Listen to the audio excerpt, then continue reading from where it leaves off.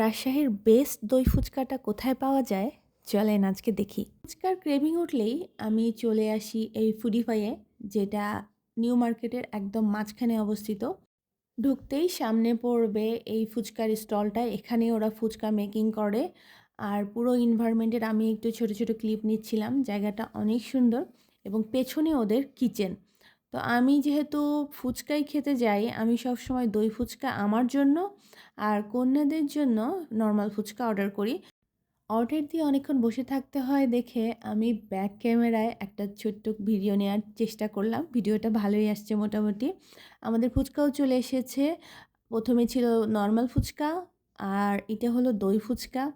মানে এত বড় একটা সাইজের দই ফুচকা মুহূর্তের মধ্যে মিলিয়ে যায়। আমার তো ভীষণ পছন্দের।